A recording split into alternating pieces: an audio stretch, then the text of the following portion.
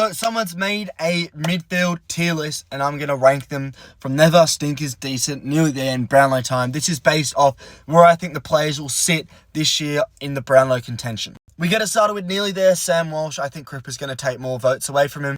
In never is Luke Shuey. With that team, you're never going to win it, and he's pretty old now.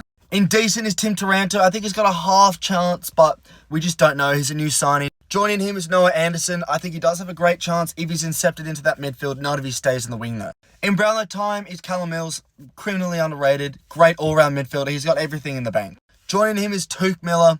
What more do you have to say? He was very close last year. A lot of people picked him to win it. He could win it this year. In our nearly there, we're going with LDU. I think LDU is going to have a stunning year under Clarko. We know the capabilities this man has. Baz Smith, you're going in decent. Too many good dog midfielders for you. We're putting Ollie Wines in Brownlow time. I was close to putting him nearly there, but I think he's still up there. He could shock us with another Brownlow. You just do not know. Then in stinkers, we are going with, boom, Paddy Dangerfield. You've just got no chance. He's going to play more forward for Geelong. He's captain now, but I just think in terms of the Brownlow, no. Up the top, we got Lachie Neale in Brownlow time. Can't argue with that. Joining Luke Shuey at the very bottom there is Rory Sloane. Look, Sloaney, mate, unfortunately for you, you're getting old and your team's crap. At the very middle bottom, stinkers, Nick Dacos. Too young, God knows, you might not even play midfield. We're going with Chad Warner, nearly there. Brilliant player, but he's just not quite at that elite level. Bont at the top. Look, it's Bont. I don't need to say anything more. Jai Simkin down in decent. Stiff not to be nearly there with LDU, but I think LDU's got more chance of a Brownlow. You know, he's more out there. I just think he's a better player. Maybe. We got Donks at nearly there.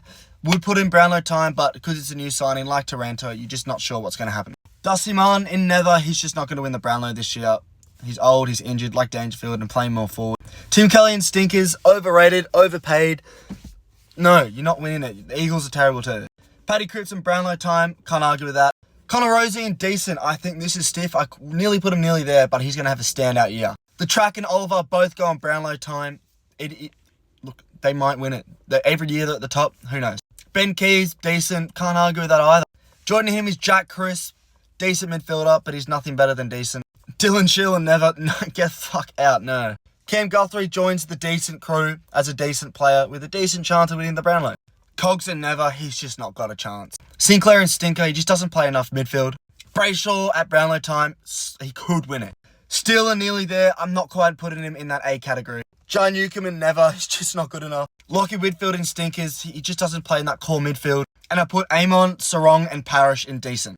There's the final list. Have a look at that. Do we agree with that list or not?